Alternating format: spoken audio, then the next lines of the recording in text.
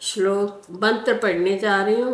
वदन्तु शस्त्राणि यजन्तु देवान् कुर्वन्तु कर्माणि भजन्तु देवता आत्मैक्यबोधेन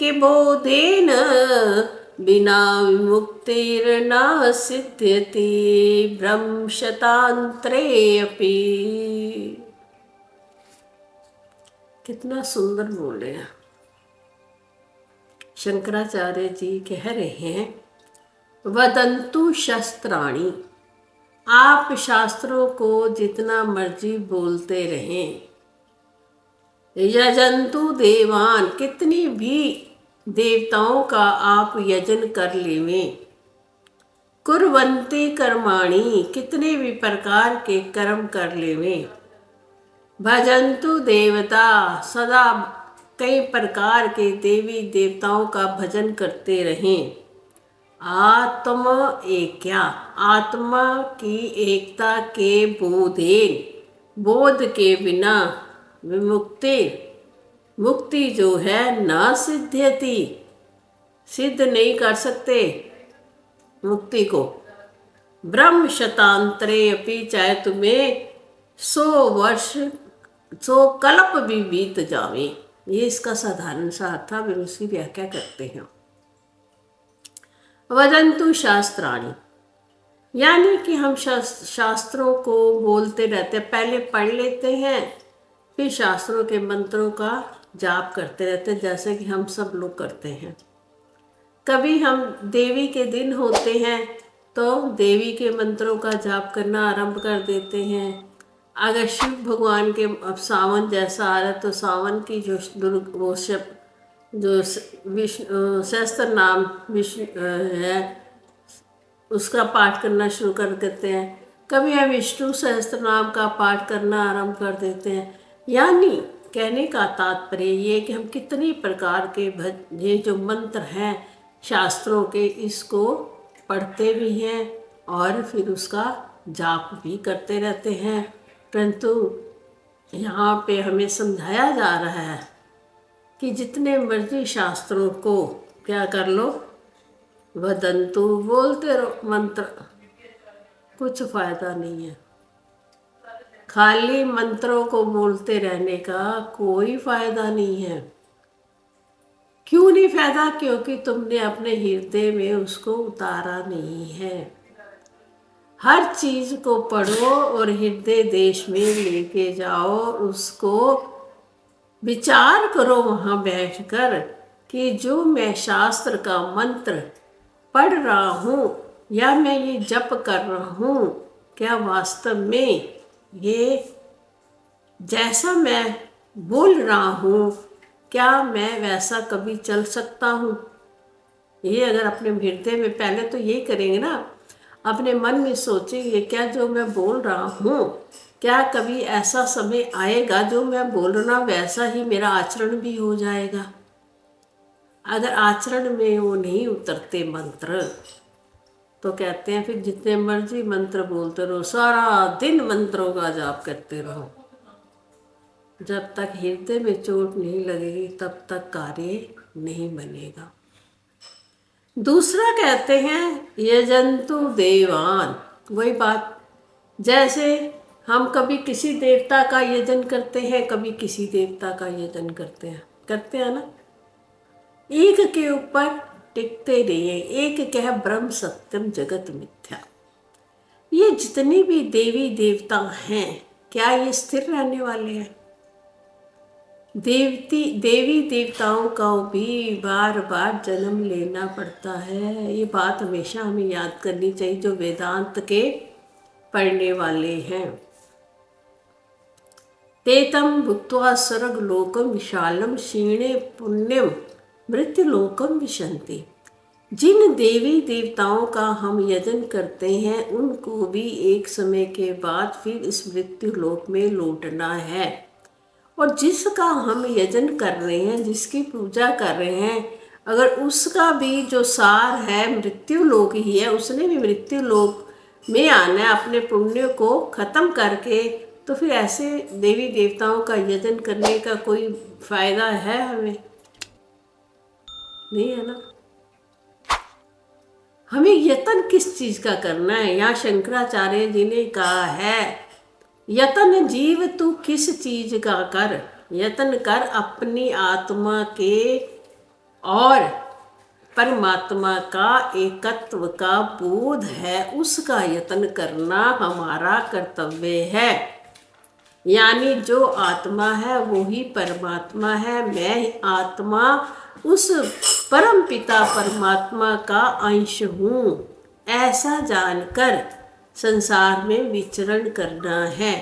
जिस दिन हम ये जान जाते हैं कि हम परमात्मा के अंश हैं, तो हमें फिर संसार से भी मोह कम होना आरंभ हो जाता है। क्योंकि जब सब कुछ परमात्मा ही है तो फिर मोह किससे करें? तो ये इसी को कहते हैं आत्मचिंतन, आत्मबोध। जीव को अपनी आत्मा का बोध जरूर करना चाहिए, जीते जी। मरने के बाद तो किसने क्या देखा, हम कहाँ जाएंगे? तो इन्होंने कहा तुम कितने भी देवी देवताओं का यजन कर लो, वो तुम्हें स्वर्ग तक ले जाएंगे, सिर्फ मोक्ष नहीं दिलवा सकते। देखो, जिसके पास जितनी हैसियत है उतनी ही तुम्हें दे सकता है ना। अब मेरे पास 1,000 रुपया देने की हैसियत है और तुम्हें चाहिए 10,000 रुपये, तो मैं कैसे दे सकती हूँ 10,000 रुपये? क्योंकि मेरे पास स्वयं ही नहीं है। जब देवता लोग स्वयं ही मुक्त नहीं हो सकते तो हम जीवों को कैसे मुक्ति प्रदान कर सकते हैं? देवी देवताओं के यजन करने वाले लोग, गीता कहती है, देवता को यजन करने वाले लोग देवलोक में जाते हैं। यजन्ते मध्यापि माम। जो अर्जुन मेरा यत्न करते हैं, मेरा यजन करते हैं, मुझको प्राप्त करने की कोशिश करते हैं, वो मेरे लोक को जाते हैं। पितृयान्ति पितृव्यता देवान यान्ति देवव्रता। यानी जो जिस का यजन करता है, पूजन करता है, वो उसी लोक में जाता है। क्योंकि जहाँ पर जिसकी जितनी शक्ति है वहाँ तक ही तुम्हें ले जाएगा। अगर हम पितरों का यजन करते हैं तो पितर लोक में जाएंगे, देवताओं का यजन करते हैं तो देवलोक में जाएंगे, गंधर्वों का वो करते हैं तो गंधर्व लोक में जाएंगे। यानी जिसके साथ तुम्हारा संबंध है उसी लोक को तुम प्राप्त होगे। परंतु भगवान कहते हैं, हे मनुष्य, तेरा तो लक्ष्य है मुझ तक पहुंचना, तो मुझ तक पहुंचने के लिए तुझे मेरा यत्न करना पड़ेगा। श्री कृष्ण को प्राप्त करने के लिए कृष्ण के हिसाब से चलना पड़ेगा। परमात्मा को प्राप्त करने के लिए, परमात्मा का यत्न करने के लिए हमें परमात्मा जैसे कहते हैं उस हिसाब से चलना पड़ेगा, तभी हम परमात्मा को प्राप्त कर सकते हैं। तीसरा इनका कुर्वन्ते कर्माणि। अब कोई कहे कि मैं बहुत ज़्यादा कर्म करके परमात्मा को प्राप्त कर सकता हूँ, तो परमात्मा कहते हैं ऐसा भी नहीं है कि मुझे प्राप्त करने के लिए तुम्हें बहुत कर्म करने पड़े, ऐसा नहीं है। मैं तो बहुत जल्दी प्रसन्न हो जाता हूँ। परमात्मा कहते हैं, पत्रम पुष्पम फलम तोयम यो मे भक्त्या पर्यचति तदम भक्तम प्रतिष्णामि प्रतात्मना। जो मुझे प्रेम से एक पत्ता, तोयम जल, पुष्प अगर मुझे बड़े प्रेम भाव से भी अर्पित कर देता है, मैं उसको जल्दी मिल जाता हूँ। तो हमें परमात्मा को प्राप्त करने के लिए बड़े कर्म नहीं करने पड़ते। कर्म तो हमें अपने शरीर का निर्वाह करने के लिए, सुख सुविधा अपने शरीर को देने के लिए, संसार में मस्ती करने के लिए, संसार में अभिमान प्राप्त करने के लिए, चित्त में अहंकार उत्पन्न करने के लिए हम कर्म करते हैं। जब हम कर्म करते हैं उसका फल हमें क्या मिलता है? धन। और धन से हम क्या खरीदते हैं? ये भौतिक संसार। भौतिक संसार से हमें फिर क्या प्राप्ति होती है? परमात्मा की नहीं होती, अहंकार की होती है। मैं इतने करोड़पति हूँ, अरबपति हूँ, तो वो हमारे चित्त में अहंकार पैदा कर देता है, जो कि पतन का कारण है।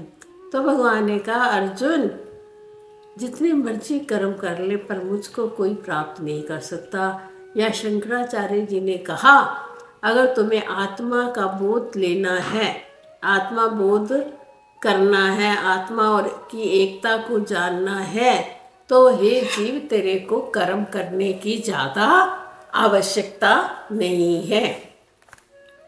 कर्म तेरे अपने आप ही होते जाएंगे। जो कर्तव्य कर्म हैं वो परमात्मा हमसे स्वयं ही करवा लेता है, परंतु जो हम फजूल के कर्म करते हैं संसार में, वो परमात्मा कहते हैं तुम्हारे मेरे यजन में कोई काम नहीं आएंगे। वो संसार के लिए करते हो और संसार में ही काम आएंगे। और संसार क्या है? आज है कल नहीं है। मैं क्या हूँ? नित्य हूँ। तुम्हें विवेक नहीं है कि नित्य संसार में क्या है। नित्य परमात्मा का नाम है और ये अनित्य क्या है? ये संसार है जो आज तुम्हें दिख रहा है, कल नहीं दिखेगा। आज तुम्हारे जो साथी हैं कल तुम्हें नहीं दिखेंगे। देखते देखते संसार सरक रहा है, ये हम सब जानते हैं, परंतु फिर भी हमारी संसार के साथ जो ममता है, मोह है, वो बहुत ज़्यादा है ना सबको।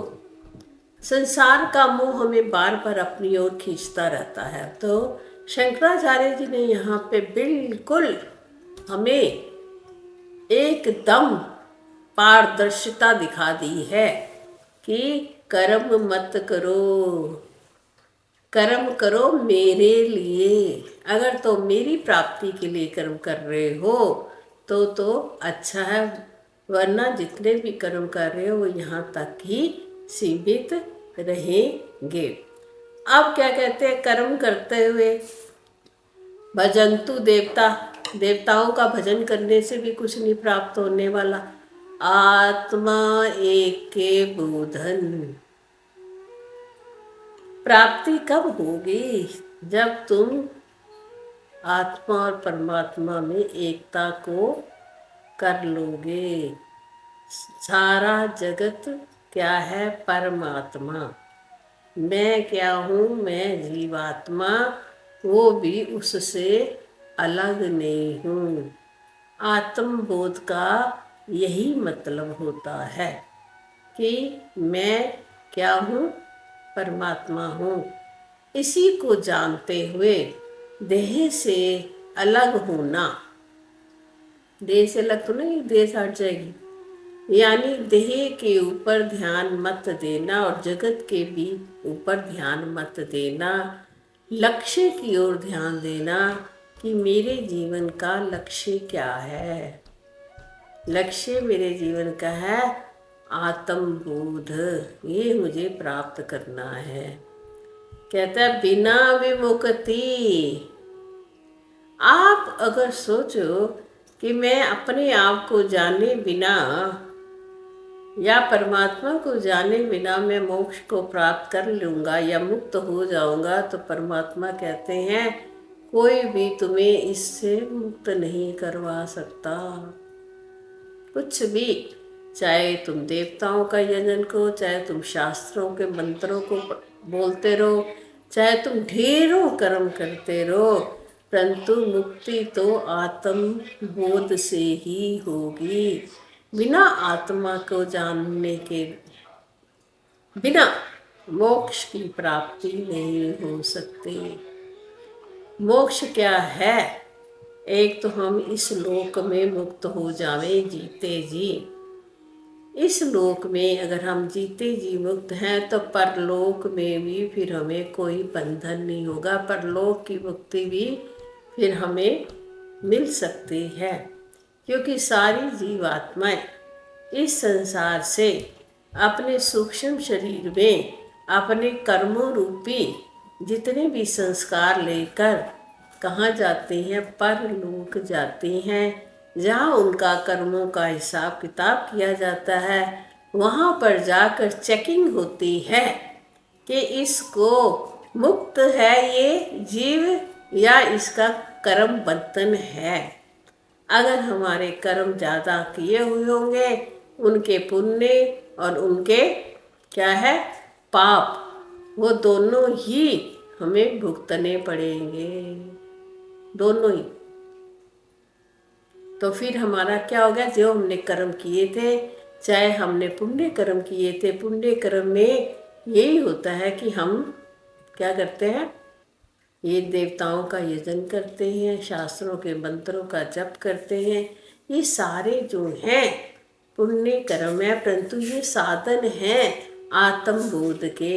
इसलिए इसको करते करते हमें विवेक होना चाहिए, तभी फिर हमें मुक्ति प्राप्त होएगी। देखो अभी तक हमने सब पढ़ लिया, अब हमने गीता तो मैंने तो पूरी एक बार पढ़ा थी सही से, है ना। अब हमने गीता पढ़ी, तो अब हमें क्या करना है? नित्य और अनित्य गीता में जैसा कहा गया उसका विवेक करना है। आप सोचो कि आपने गीता जी को एक बार पढ़ लिया तो समझो पढ़ लिया आपको, नहीं, इसको बार बार चिंतन करना है। बार बार आप चिंतन करो कि क्या पढ़ा था मैंने। अगर भूल जाते हो तो आपके पास रिकॉर्डिंग है, आप उसको दोबारा देख सकते हो कि जहाँ पे आप गीता का श्लोक निकाल लो वहाँ पढ़ो। अगर आपको कुछ नहीं समझ